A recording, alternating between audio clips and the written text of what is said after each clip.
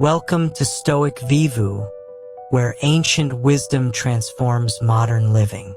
I'm here to help you discover how the timeless teachings of Seneca, Marcus Aurelius, and Epictetus can revolutionize your relationship with money, time, other people, and even death itself. Our mission is to take profound philosophical insights from over 2,000 years ago and turn them into practical tools that change how you experience your daily life. Here's a question that might surprise you. What if feeling wealthy, using time wisely, and living without fear have nothing to do with your bank account, your schedule, or your circumstances? What if the secret to mastering your external world actually lies in transforming how you think about your external world? Most people spend their entire lives chasing external solutions to internal problems. They believe that more money will make them feel secure, that better time management will make them feel productive, that other people's approval will make them feel valuable, and that avoiding thoughts of mortality will help them feel alive. They're constantly trying to control things that are ultimately beyond their control while neglecting the one thing they can completely control: their perspective on these external realities. But over 2 millennia ago, 3 extraordinary men discovered something revolutionary about how to live well in an unpredictable world. Seneca, one of Rome's wealthiest men, learned that true richness has nothing to do with how much you own and everything to do with how you think about what you have. Marcus Aurelius, the most powerful person in the ancient world, realized that chasing fame and building legacies was ultimately meaningless compared to living with virtue in the present moment. Epictetus, who started life as a slave, taught that real freedom comes from understanding exactly what is and isn't within your control. Today, we're going to explore 7 powerful principles that will completely transform how you relate to the external circumstances of your life. These aren't modern theories or untested ideas. These are battle-tested insights used by emperors facing political crises, wealthy Romans navigating economic uncertainty, and ordinary people dealing with loss, setbacks, and the universal challenges of human existence. You'll discover why some of the wealthiest people in America feel poor while others with modest means feel genuinely rich. We'll explore how to transform every waiting moment, whether you're stuck in traffic, delayed at an airport, or standing in line, into opportunities for growth and productivity. You'll learn why chasing fame, building your personal brand, and worrying about your legacy actually prevents you from creating a meaningful impact in the present. We'll examine how preparing for problems reduces their power over you, why accepting life's inevitable costs creates unexpected freedom, and how maintaining curiosity and humility allows you to master any challenge. Most importantly, you'll understand how thinking about death correctly doesn't create morbid anxiety, but instead inspires you to live each day more fully and intentionally. By the end of this journey, you'll have 7 practical tools for mastering your relationship with money, time, other people, and mortality. You'll stop being controlled by external circumstances and start using those circumstances as raw material for building the life you actually want to live. 1. How to feel rich no matter what you own. Consider this scenario. Jennifer, a successful surgeon in Beverly Hills, earns over $500,000 annually, owns a beautiful home, drives a luxury car, and takes expensive vacations. Yet she constantly feels financially stressed and inadequate. Why? Because she compares herself to colleagues who earn more, celebrities with bigger houses, and friends who seem to afford even more extravagant lifestyles. Despite having more wealth than 95% of Americans, Jennifer feels poor. Meanwhile, across the country in Cleveland, Marcus, a high school teacher earning $50,000 a year, feels genuinely wealthy. He appreciates his modest apartment, enjoys simple pleasures, and rarely worries about money because he's content with what he has and doesn't constantly compare his situation to others who have more. This paradox fascinated Seneca, one of ancient Rome's wealthiest citizens and advisor to emperors. Despite possessing enormous riches, Seneca understood something that most wealthy people never discover. Poverty isn't just about having too little money. In his letters, he writes, "It is not the man who has too little who is poor, but the one who hankers for more." Seneca observed this phenomenon throughout Roman society. He knew extremely wealthy senators, successful merchants, and influential politicians who felt constantly anxious about money despite having vast fortunes. Their problem wasn't their bank accounts.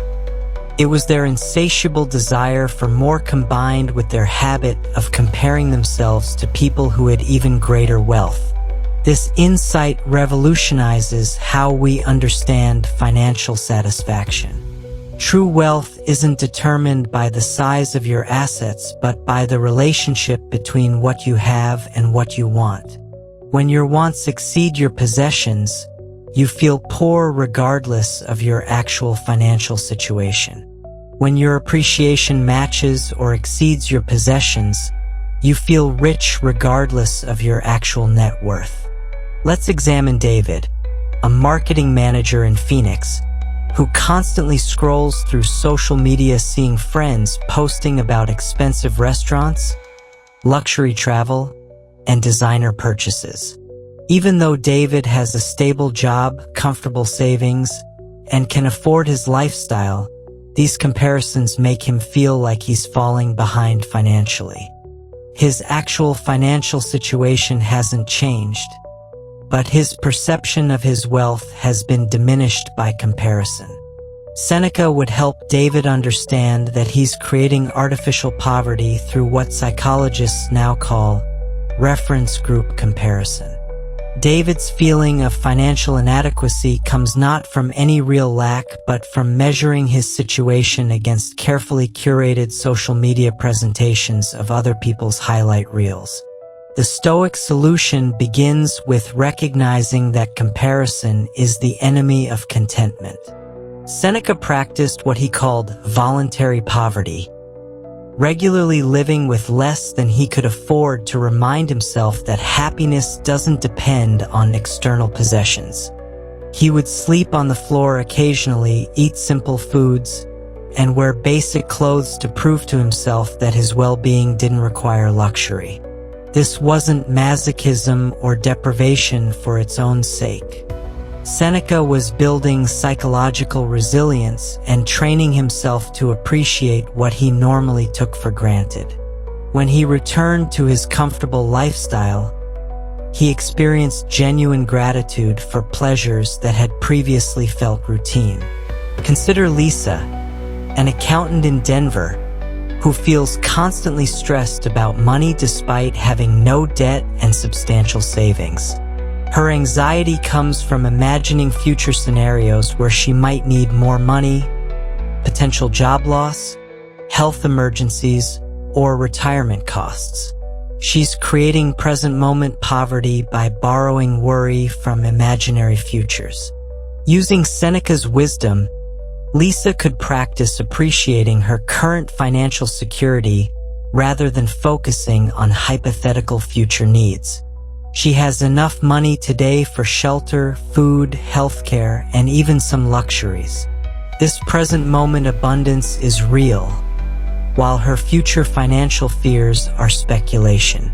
Seneca understood that wealthy people often suffer from hedonic adaptation, the psychological tendency to quickly adjust to improved circumstances so that increased income or possessions don't create lasting happiness. The executive who gets a raise feels temporarily satisfied but soon starts wanting the next promotion.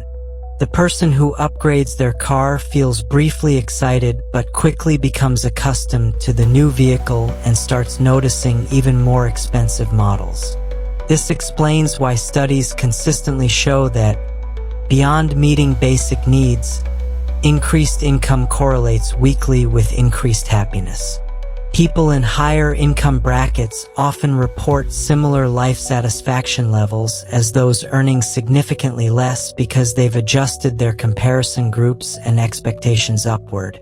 The practical application begins with gratitude practice, but not the superficial kind. Seneca recommended regularly contemplating what your life would be like without things you currently take for granted. Imagine losing your job, your home, or your health temporarily. This mental exercise, called negative visualization, helps you appreciate your current circumstances rather than taking them for granted.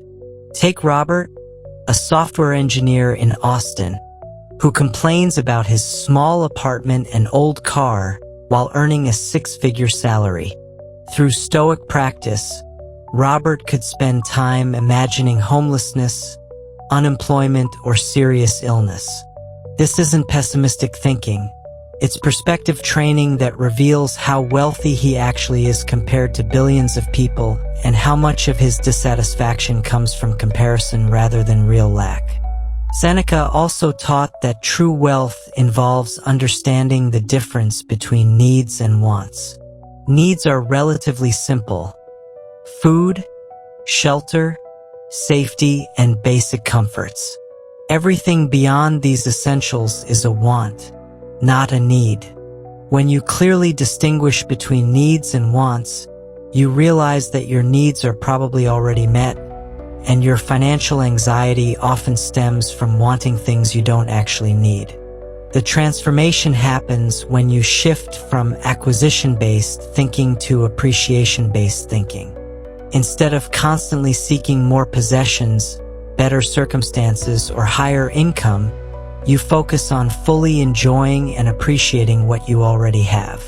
This doesn't mean becoming complacent or avoiding financial responsibility. It means finding contentment in your present situation while working toward reasonable goals. Ultimately, feeling rich is a choice available to almost everyone, regardless of their bank balance. It requires breaking the comparison habit, practicing gratitude for present circumstances, distinguishing between needs and wants, and recognizing that your relationship with money determines your financial satisfaction more than the actual amount of money you possess. With this foundation of true wealth established, we can now explore how to transform the time you feel like you're wasting into some of your most valuable and productive moments. 2. Turn every waiting moment into pure gold. Imagine Alex, a consultant in Los Angeles, sitting in his car during the daily commute that stretches his normal 30-minute drive into an hour and 20 minutes of stop-and-go traffic. His typical response involves frustration, checking his phone constantly, and arriving at work already drained from the experience. He views this time as completely wasted, dead time that's stolen from his productive day. But Seneca, who understood the preciousness of time better than almost anyone in history, would see Alex's situation completely differently. In his letters, Seneca writes, "It is not that we have a short time to live, but that we waste a lot of it. Life is long enough if you know how to use it." The Roman philosopher discovered that what we call wasted time often represents our greatest opportunities for growth, reflection, and meaningful activity. The key insight is that time itself is neutral. An hour stuck in traffic is exactly the same amount of time as an hour in a productive meeting, 60 minutes of life that you'll never get back. The difference lies in how you choose to use that time, not in the external circumstances surrounding it. Let's transform Alex's commute using Stoic principles. Instead of viewing traffic as an obstacle to productivity, Alex could see it as a gift of uninterrupted time for activities that busy schedules often crowd out. He could listen to audiobooks, learning new skills, or exploring subjects he's always wanted to study. He could practice mindfulness meditation, arriving at work calmer and more centered than if he'd rushed through traffic-free streets. Alex could use this time for planning his day thoughtfully, having important phone conversations with family members, or simply observing the world around him with genuine attention. Traffic becomes a forced retreat from the constant rush of modern life, an opportunity to slow down and be present that he might not otherwise create for himself. Consider Maria, a marketing manager in Chicago, frequently delayed at airports due to weather and mechanical issues. Her standard response involves anxiety about missed connections, frustration with airline staff, and hours spent scrolling mindlessly through social media while waiting. She experiences these delays as purely negative events that ruin her travel plans. Using Seneca's wisdom about time, Maria could transform these airport delays into some of her most productive and fulfilling hours. She could bring books she never has time to read at home, work on personal projects that get neglected during busy weeks, or use the time for strategic thinking about her career goals. Airport delays become unexpected gifts of time without the usual obligations and distractions of home or office. Maria could also use delayed flights as opportunities for human connection, having meaningful conversations with fellow travelers, observing the fascinating diversity of people in airports, or simply practicing patience and acceptance in situations beyond her control. These skills transfer to every other area of her life, making her more resilient and adaptable in all circumstances. Seneca practiced this principle throughout his life, even when facing exile, imprisonment, and eventually execution. He understood that external circumstances would always include periods of waiting, inconvenience, and situations beyond his control. Rather than wasting emotional energy resenting these realities, he trained himself to find value and opportunity within whatever time life presented to him. The practice begins with rejecting the concept of dead time. Seneca would argue that time is only dead if you choose to kill it through passive resentment or mindless distraction. Every moment offers possibilities for learning, reflection, planning, creativity, or simply being fully present to your experience. Take David, a software developer in Seattle, who spends significant time waiting in line at grocery stores, coffee shops, and government offices. His typical approach involves impatience, phone checking, and mild irritation at these necessary but time-consuming tasks. He views these moments as interruptions to his real life. Through Stoic practice, David could use waiting periods as opportunities for mental exercises that busy schedules normally don't accommodate. He could practice memory techniques, work through creative problems, plan upcoming projects, or simply observe his surroundings with the curiosity of an anthropologist studying human behavior. David could also use waiting time for gratitude practice, reflecting on positive aspects of his life that constant busyness often obscures. These brief pauses become moments of appreciation and perspective that enrich his overall life experience rather than detracting from it. The transformation requires shifting from passive waiting to active engagement with present moments. Seneca taught that we always have choices about how to use our mental energy, regardless of external circumstances. Even when your body must remain in one place, your mind can be learning, creating, planning, or practicing beneficial mental disciplines. Consider Jennifer, a teacher in Phoenix, who arrives early to school every morning and waits 15 minutes before her first class begins. Instead of viewing this as lost time, she could use these moments for meditation, lesson planning, or reading educational materials that improve her teaching skills. This waiting period becomes part of her professional development rather than empty time before work begins. The key insight is that productivity isn't limited to traditional work activities. Time spent in reflection, observation, learning, or mental training often proves more valuable than time spent in meetings, emails, or routine tasks. Seneca understood that the quality of your thinking determines the quality of your life, and thinking requires time that our busy schedules rarely provide.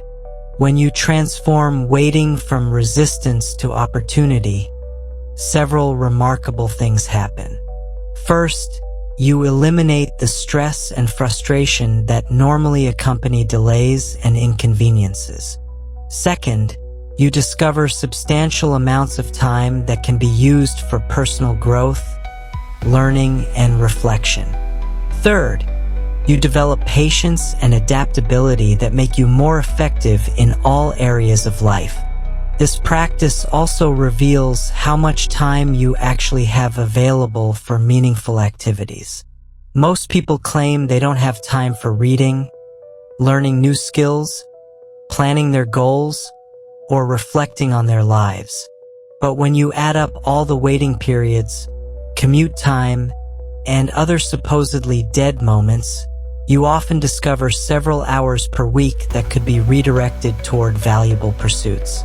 In essence, the Stoic approach to time transforms you from someone who feels constantly rushed and time-pressured into someone who finds abundance and opportunity within the same 24 hours everyone else receives.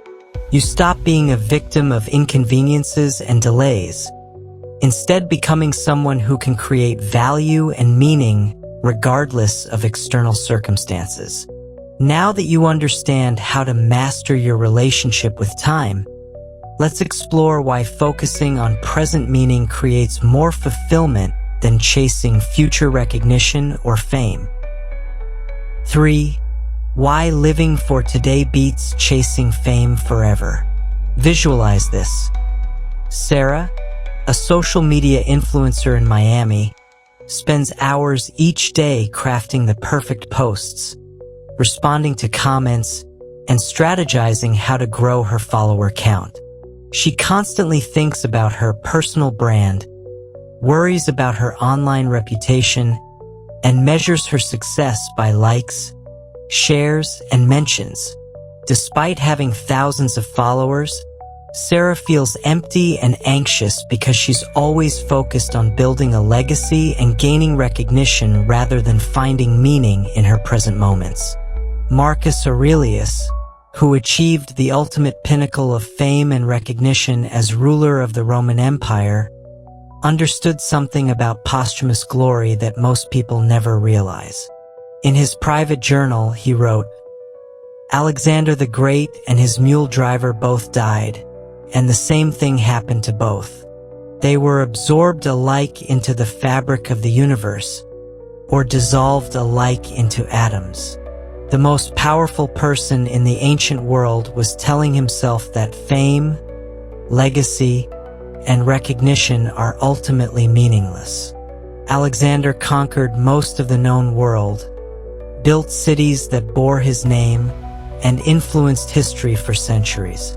Yet Marcus recognized that Alexander's extraordinary achievements didn't benefit Alexander himself once he was dead, and they certainly didn't make Alexander's life more meaningful while he was alive. This insight becomes even more profound when Marcus continues. Who remembers the court favorites of Vespasian, or of Trajan, or of any emperor? They are all smoke, legend, and gone. He's pointing out that even people who were incredibly famous in their own time, celebrities, advisors, and influential figures, are forgotten within a few generations. Most people today can't name a single Roman senator, popular actor, or celebrated athlete from Marcus's era. Let's examine what happens to people who organize their lives around gaining recognition and building legacies. Take James, an entrepreneur in Austin who works 80-hour weeks building his startup not because he loves the work or believes in the mission, but because he dreams of being featured in business magazines, speaking at conferences, and being remembered as a successful founder. James sacrifices his health, relationships, and present happiness for a future recognition that may never come and wouldn't satisfy him even if it did.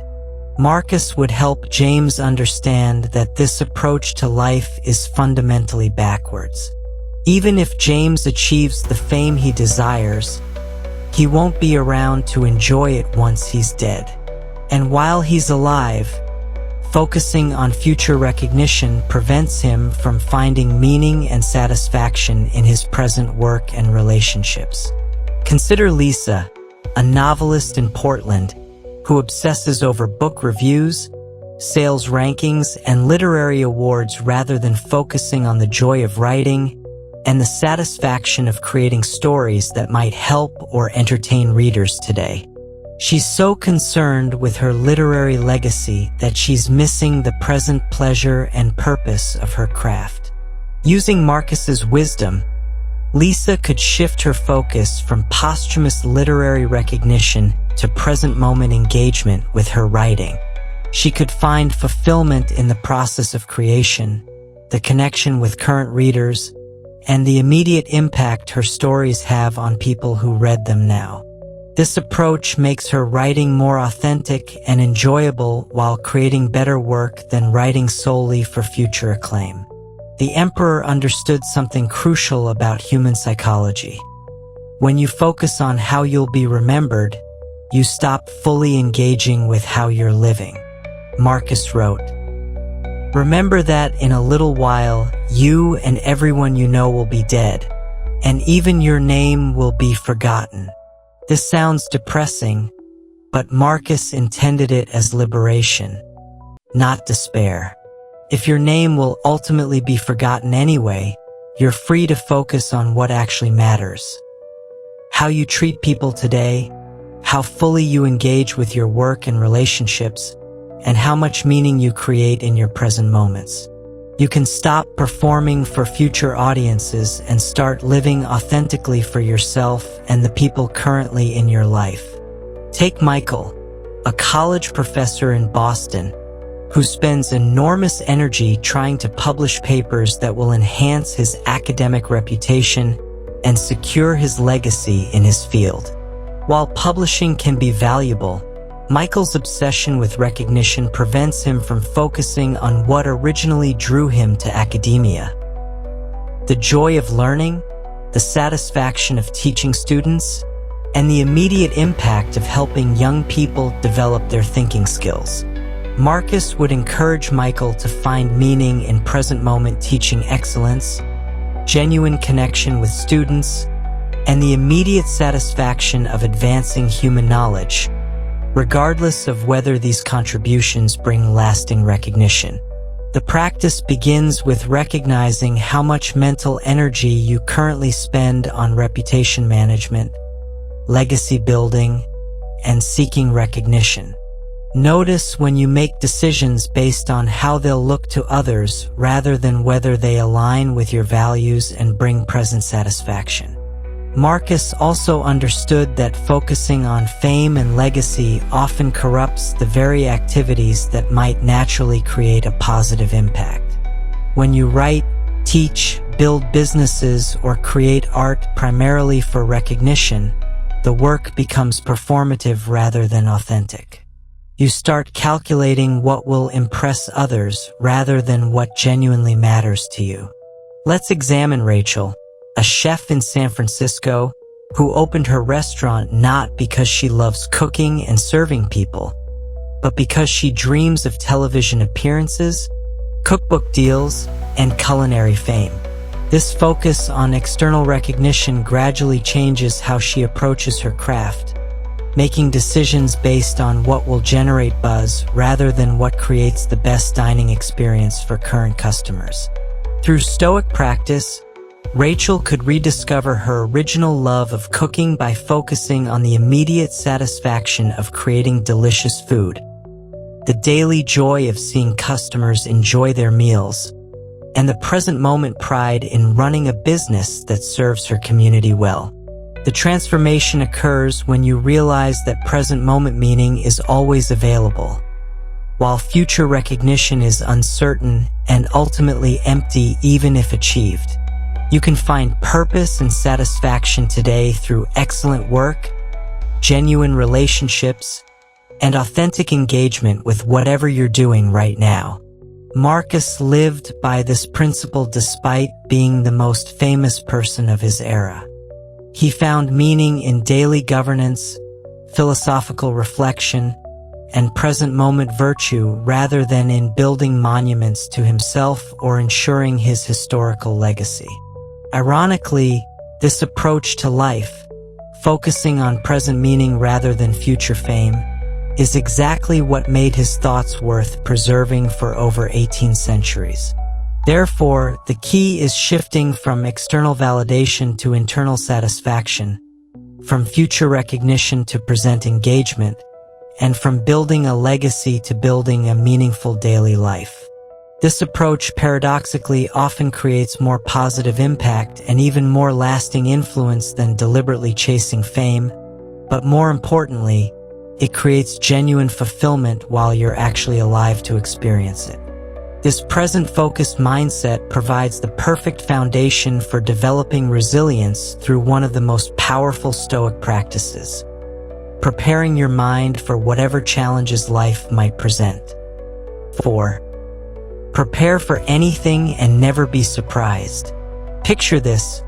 Kevin, a small business owner in Denver, has built his entire financial plan around steady growth and predictable income.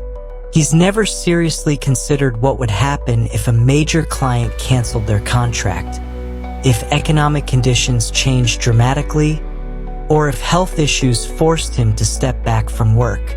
When a recession hits and his biggest client suddenly terminates their agreement, Kevin feels completely blindsided and overwhelmed. The shock of unexpected adversity hits him harder than the actual financial challenge itself. Seneca, who lived through political upheavals, economic crises, and personal setbacks during one of history's most turbulent periods, discovered a powerful method for reducing the impact of adversity. He wrote, "What is quite unlooked for is more crushing in its effect, and unexpectedness adds to the weight of a disaster. Nothing, to those who are prepared, proves disastrous."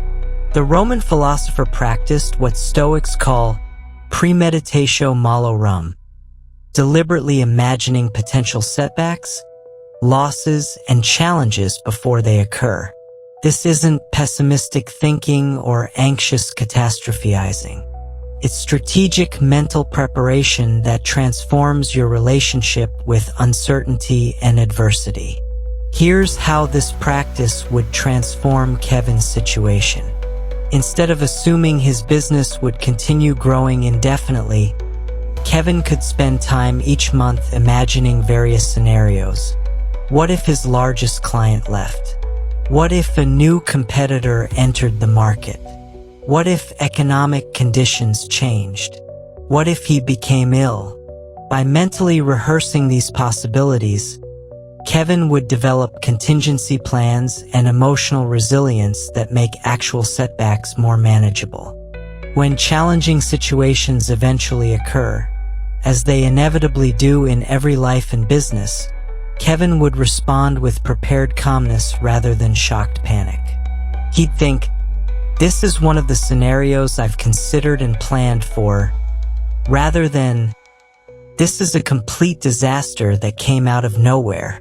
Consider Maria, a marketing manager in Atlanta, who assumes her job is secure and makes financial commitments based on her current income continuing indefinitely. She's never seriously contemplated unemployment, industry changes, or company restructuring. When her department gets eliminated during corporate downsizing, Maria experiences not just the practical challenge of job loss, but the psychological shock of having her assumptions about stability completely shattered. Using Seneca's approach, Maria could regularly practice imagining job loss, industry disruption, or economic downturns. This mental exercise would motivate her to build stronger emergency savings, develop diverse skills, maintain professional networks, and create multiple income streams. More importantly, it would prepare her psychologically to handle career transitions with resilience rather than despair. The practice isn't about becoming paranoid or assuming the worst will happen. Seneca understood that most of the challenges we imagine never actually occur. The value lies in the mental preparation and the perspective this preparation provides on our current circumstances. Let's examine David, a college student in Boston, who has planned his entire future around getting into medical school. He's never seriously considered what he would do if he wasn't accepted, if he discovered medicine wasn't the right fit, or if family circumstances required him to change his plans. When medical school rejections arrive, David feels his entire identity and future have been destroyed. Through Stoic preparation, David could spend time imagining various outcomes: acceptance, rejection, discovering different career interests, or encountering unexpected opportunities. This mental rehearsal would help him develop backup plans, explore alternative paths, and maintain emotional equilibrium regardless of which scenario unfolds. Seneca practiced this discipline throughout his life, regularly imagining loss of wealth, political exile, imprisonment, and even death. This wasn't morbid obsession but practical preparation that allowed him to handle actual adversities, including eventual execution, with remarkable composure and dignity. The mental exercise involves setting aside time weekly to consider potential challenges in different areas of your life. What if you lost your job? What if a relationship ended? What if health problems arose? What if economic conditions changed? What if technology disrupted your industry? The goal isn't to worry about these possibilities, but to think through how you would respond and what resources you could draw upon. Take Jennifer, a restaurant owner in Portland, who could practice imagining various business challenges: key employees leaving, supply chain disruptions, economic downturns, or changes in customer preferences. This mental preparation would motivate her to cross-train staff, diversify suppliers, build cash reserves, and develop adaptive strategies. When challenges actually arise, she'd respond as a prepared businessperson rather than a shocked victim. The practice also reveals how much of our anxiety comes from avoiding thoughts about potential difficulties rather than facing them directly. When you deliberately imagine setbacks and develop response strategies, you often discover that most challenges are manageable if you approach them with preparation and perspective. Consider Robert, a software engineer in Seattle, who could benefit from imagining industry changes, technological disruptions, or shifts in job market demands. This mental preparation would motivate him to continuously update his skills, build diverse professional networks, and develop adaptability rather than assuming his current expertise will remain valuable indefinitely. Seneca emphasized that this practice actually increases appreciation for your current circumstances. When you regularly imagine loss of health, relationships, or opportunities, you develop genuine gratitude for what you currently have rather than taking these blessings for granted. The transformation occurs gradually but profoundly. Instead of living in a bubble of assumed stability, you develop what Seneca called the prepared mind, a psychological state that can handle uncertainty and change with resilience rather than shock. You stop being surprised by life's inevitable challenges because you've already considered them mentally and developed response strategies. This preparation doesn't make you pessimistic or fearful. Instead, it makes you more confident because you know you can handle whatever happens. You develop what psychologists call anti-fragility, the ability to actually grow stronger through adversity rather than just surviving it. Most importantly, this practice transforms challenges from catastrophic disruptions into manageable situations you're prepared to handle. You stop being a victim of circumstances and become someone who can navigate uncertainty with wisdom and composure. Ultimately, this mental preparation reveals that accepting life's inevitable challenges and costs is actually the foundation for genuine freedom and peace of mind. 5. How to pay life's taxes gladly and find freedom. Let's say you're Rachel, a successful marketing consultant in San Diego who finally lands her dream client, a major tech company willing to pay premium rates for her expertise. She's thrilled about the financial opportunity and professional recognition. But within weeks, Rachel discovers the hidden costs of this success. Demanding deadlines that require weekend work, high-pressure presentations to executive teams, constant availability for client communications, and stress levels that affect her sleep and relationships. Rachel begins resenting these demands, thinking, "This isn't what I signed up for. High-paying clients shouldn't be this difficult. Success shouldn't require sacrificing my personal life." She's experiencing what Seneca identified as one of life's fundamental principles. Everything valuable comes with a price, and refusing to pay that price gladly creates unnecessary suffering. In his letters, Seneca writes, "Every new beginning comes from some other beginning's end." He understood that success, achievement, and good fortune always bring corresponding responsibilities, challenges, and costs.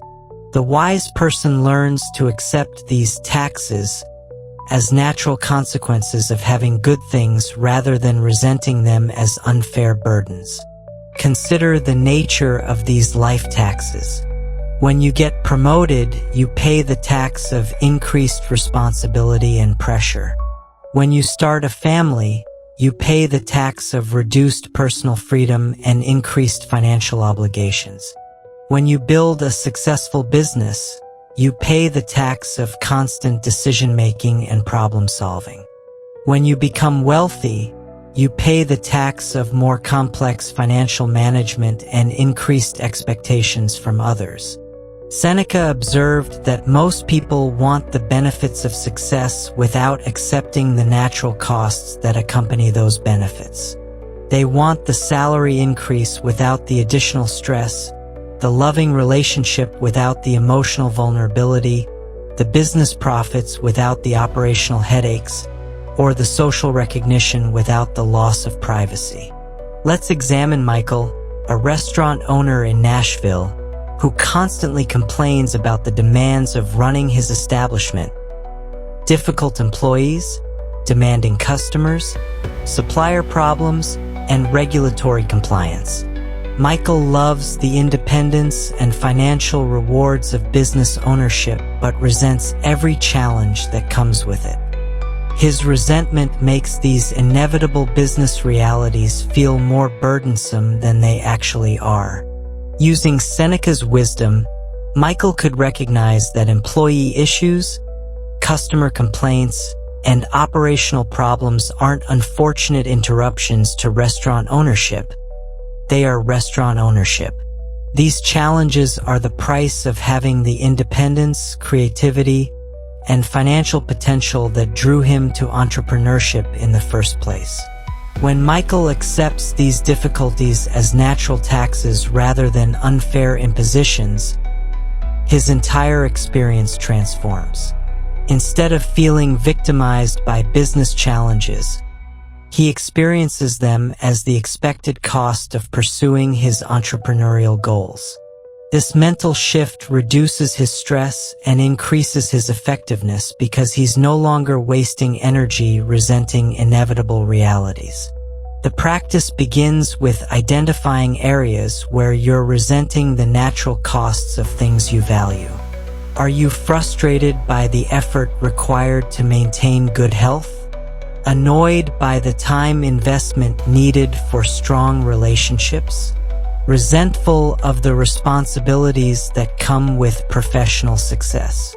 Irritated by the attention required to manage financial security?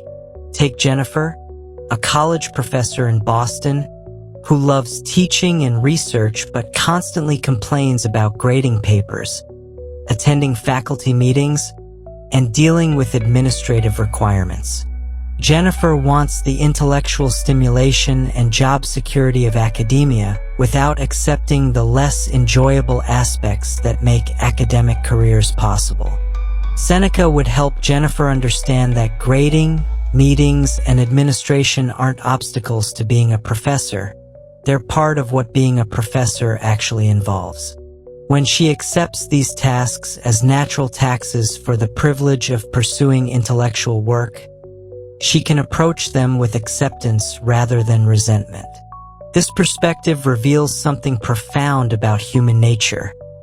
We often create unnecessary suffering by wanting only the pleasant aspects of valuable experiences while rejecting their natural costs. We want fitness without exercise discomfort, knowledge without study effort, strong relationships without emotional investment, or financial security without spending discipline. Consider David, a software engineer in Seattle, who enjoys his high salary and cutting-edge projects but constantly complains about long debugging sessions, difficult deadlines, and the pressure to continuously learn new technologies. David is trying to have the benefits of a demanding technical career without accepting the mental effort and stress that make those benefits possible. Through Stoic practice, David could recognize that technical challenges, learning pressure, and deadline stress are the taxes he pays for having intellectually stimulating work that provides excellent compensation. When he accepts these difficulties as natural costs rather than unfair burdens, he can approach his career with greater satisfaction and less resentment. Seneca practiced this principle throughout his life, accepting the dangers of political involvement as the price of influence, the responsibilities of wealth as the cost of financial freedom, and the demands of philosophical teaching as the tax for intellectual impact. He understood that trying to have benefits without costs creates a fundamental conflict with reality. The transformation happens when you shift from entitled thinking to grateful thinking. Instead of asking, "Why do I have to deal with these problems?" you ask, "What am I receiving that makes these challenges worthwhile?" Instead of resenting life's taxes, you appreciate them as evidence that you have valuable things worth protecting and maintaining. Let's examine Lisa, a small business owner in Phoenix, who could transform her experience by recognizing that customer complaints are the tax she pays for having customers, employee issues are the cost of having a team, and competitive pressure is the price of operating in a profitable market. These challenges become evidence of her business success rather than threats to it. This practice also reveals the progressive nature of life's tax system. The more success, love, responsibility, or opportunity you have, the higher your taxes become. Wealthy people deal with more complex financial decisions. Parents of multiple children face more scheduling challenges. Successful professionals encounter more pressure and expectations. Seneca understood that these progressive taxes are actually positive indicators. Higher taxes mean you're receiving more valuable benefits. The person with no responsibilities has no taxes, but they also have no influence, impact, or meaningful achievements.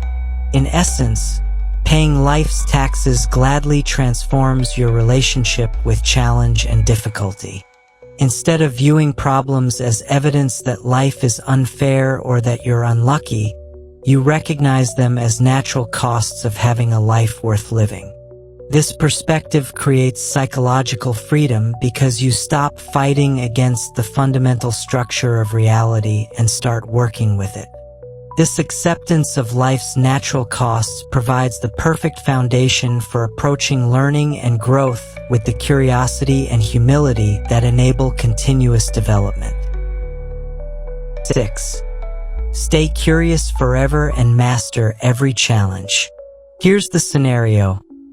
Tom, a senior software engineer in Silicon Valley with 15 years of experience, walks into a meeting with junior developers who are discussing new programming frameworks he's never encountered. His immediate instinct is to nod knowingly and avoid asking questions that might reveal his unfamiliarity with these technologies. Tom fears that admitting ignorance will damage his reputation as an expert and make him look incompetent in front of younger colleagues. This situation plays out daily across American workplaces, but Epictetus, who transformed from slave to teacher through relentless learning, understood something that could revolutionize Tom's approach to professional growth. The ancient philosopher wrote, "It is impossible to learn that which you think you already know." Epictetus discovered that the biggest obstacle to learning isn't lack of intelligence or opportunity. It's the ego's resistance to admitting ignorance. When we pretend to know things we don't understand, when we avoid asking questions that might make us look foolish, or when we assume our current knowledge is sufficient, we stop growing and start stagnating. Let's transform Tom's meeting experience using Epictetus's wisdom. Instead of pretending familiarity with new technologies, Tom could embrace his ignorance as an opportunity. He could ask genuine questions. "I haven't worked with this framework before. Could you explain how it differs from what we're currently using? What advantages does it offer? What challenges have you encountered implementing it?" These questions don't reveal weakness. They demonstrate intellectual humility and genuine interest in learning. The junior developers would likely appreciate the opportunity to share their knowledge with a senior colleague, and Tom would gain valuable information that keeps him current in his rapidly evolving field. Epictetus also taught, "If you want to improve, be content to be thought foolish and stupid with regard to external things." This insight is revolutionary because it removes the psychological barrier that prevents most learning. When you're genuinely comfortable looking ignorant temporarily, you become capable of rapid and continuous growth. Consider Sarah, a marketing director in Chicago, who avoids industry conferences and networking events because she fears not understanding references to new trends, technologies, or strategies. Her avoidance protects her ego in the short term but limits her professional development in the long term. Using Epictetus's approach, Sarah could attend these events with the explicit goal of discovering what she doesn't know. She could ask speakers clarifying questions, admit when concepts are unfamiliar, and approach conversations with genuine curiosity about other people's expertise. This vulnerability would paradoxically make her more respected and better connected than pretending to knowledge she doesn't possess. The practice extends beyond professional situations. Epictetus understood that life constantly presents opportunities to learn about people, situations, skills, and ideas, but only if we approach these opportunities with genuine humility rather than defensive expertise. Let's examine Michael, a restaurant owner in Denver, who's been running his establishment the same way for 10 years. When customers suggest menu changes, staff members propose operational improvements, or industry publications discuss new trends, Michael's typical response is to defend his current methods rather than considering alternatives. Through Stoic practice, Michael could approach these suggestions with curiosity rather than defensiveness. Customer feedback becomes market research. Staff suggestions become operational consulting. Industry trends become continuing education.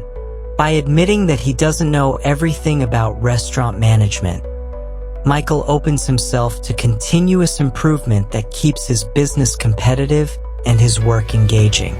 Epictetus lived by this principle throughout his life. Despite becoming one of history's most influential teachers, he maintained the attitude of a perpetual student. He regularly engaged with ideas that challenged his thinking, sought out people who could teach him new perspectives, and remained genuinely curious about subjects outside his expertise. The transformation begins with recognizing how often pride prevents learning. Notice when you avoid asking questions because you think you should already know the answers. Observe when you pretend to understand to avoid appearing ignorant. Pay attention to situations where your ego chooses comfortable ignorance over potentially embarrassing education. Take Jennifer, a college professor in Boston, who specializes in literature but finds herself increasingly lost in conversations about technology, current events, or popular culture. Her academic expertise in one area doesn't make her knowledgeable about everything, but she often pretends a broader understanding rather than admitting focused ignorance. Epictetus would encourage Jennifer to embrace her role as a beginner in areas outside her specialty. She could ask genuine questions about technology, admit unfamiliarity with current trends, and approach new subjects with the same intellectual curiosity that made her successful in her academic field. This practice reveals something profound. The most knowledgeable people are often those most comfortable admitting what they don't know. They've learned that pretending expertise prevents real expertise, while embracing ignorance enables genuine learning. Consider David, a financial advisor in Phoenix, who encounters investment strategies, market trends, and financial products he doesn't fully understand. Instead of researching these areas or asking colleagues for clarification, David often avoids topics where his knowledge is incomplete, limiting his ability to serve clients effectively. Using Epictetus's wisdom, David could approach unfamiliar financial concepts with explicit learning goals. He could tell clients when he needs to research something before providing advice, ask more experienced colleagues to explain complex strategies, and attend educational seminars with the goal of discovering knowledge gaps rather than confirming existing expertise. The practice also transforms how you interact with people who know more than you about particular subjects. Instead of feeling threatened by their expertise or trying to compete with their knowledge, you can appreciate them as learning opportunities. Every expert you meet becomes a potential teacher if you approach them with genuine curiosity rather than defensive pride. Epictetus understood that this approach to learning creates a positive cycle. The more comfortable you become with admitting ignorance, the more you learn. The more you learn, the more you realize how much you don't know. This recognition keeps you humble and curious rather than arrogant and stagnant. The most remarkable discovery is that people respond positively to genuine intellectual humility.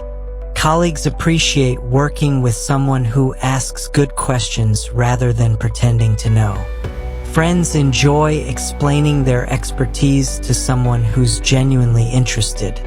Even strangers warm up to curiosity and openness rather than defensiveness and pretension. Therefore, staying curious forever means accepting that learning requires temporary foolishness, that growth demands admitting ignorance, and that expertise comes through embracing rather than avoiding your knowledge limitations. This mindset transforms every interaction into a potential education and every challenge into an opportunity for development. This foundation of intellectual humility and continuous learning becomes especially important when facing life's ultimate teacher and the subject many people avoid thinking about entirely: our own mortality. You now have 7 life-changing principles that can transform your relationship with wealth, time, recognition, adversity, responsibility, learning, and mortality. Let me show you how these practices work together through one powerful example that demonstrates their combined impact. Meet Carlos, a restaurant owner in Miami, facing what seems like an impossible situation. A major chain restaurant opens across the street with lower prices and bigger marketing budgets. His head chef quits during the busiest season. Local construction blocks access to his parking lot for 3 months. His elderly father's health is declining rapidly, requiring more family time and emotional energy. 6 months ago, Carlos would have felt overwhelmed, victimized, and convinced that external circumstances were destroying his life. But now Carlos approaches this challenging period using everything we've explored today. He recognizes that feeling rich has nothing to do with his current revenue and everything to do with appreciating what he has: a loyal customer base, valuable culinary skills, and the privilege of running his own business. Instead of comparing himself to the chain restaurant, he focuses on what makes his establishment unique and valuable. When construction delays and staffing problems create unexpected waiting time, Carlos transforms these moments into opportunities for strategic planning, staff training, and menu development. He uses the forced slowdown to strengthen his business foundation rather than passively suffering through delays. Carlos stops worrying about building a restaurant empire or becoming a famous chef. Instead, he focuses on creating excellent experiences for today's customers and finding daily satisfaction in his craft. This present moment focus allows him to respond creatively to challenges rather than getting paralyzed by concerns about his long-term reputation. He had mentally prepared for business challenges through regular consideration of potential setbacks, so these difficulties feel manageable rather than catastrophic. The competition and construction problems become situations he's already imagined and planned for rather than unexpected disasters. Carlos accepts the increased stress and complexity as natural taxes for business ownership. Instead of resenting these challenges, he recognizes them as the price of pursuing his entrepreneurial dreams. This acceptance transforms his experience from victimhood to ownership. When facing cooking techniques and business strategies he doesn't understand, Carlos asks questions, admits ignorance, and approaches learning with genuine curiosity. His willingness to look foolish temporarily enables rapid adaptation and improvement. Most importantly, Carlos uses his father's declining health as a reminder of mortality that brings urgency and appreciation to every day. He stops postponing meaningful time with family and starts treating each day as a precious opportunity rather than just another step toward future goals. The result isn't that Carlos's external circumstances magically improve, but that his experience of those circumstances is completely transformed. He handles challenges with wisdom rather than panic, finds meaning in present moments rather than chasing future recognition, and maintains a perspective that allows him to thrive even during difficult periods. This is the promise of Stoic philosophy applied to external life. Not that your circumstances become perfect, but that you become capable of creating fulfillment, meaning, and even joy regardless of what external circumstances present. Start implementing these 7 principles immediately. Feel rich by appreciating what you have rather than comparing yourself to others. Transform waiting time into opportunities for growth and reflection. Focus on present meaning rather than future recognition. Prepare mentally for challenges before they arrive. Accept life's necessary costs as the price of having valuable things. Stay curious and humble in every learning situation. Remember mortality to inspire fuller living. Your transformation begins the moment you change your relationship with external circumstances. Subscribe to Stoic Vivu to discover more ancient wisdom that revolutionizes modern living. Like this video if these principles gave you practical tools for external life mastery. Share it with someone who needs these timeless insights for handling contemporary challenges. Your journey toward complete life mastery starts right now.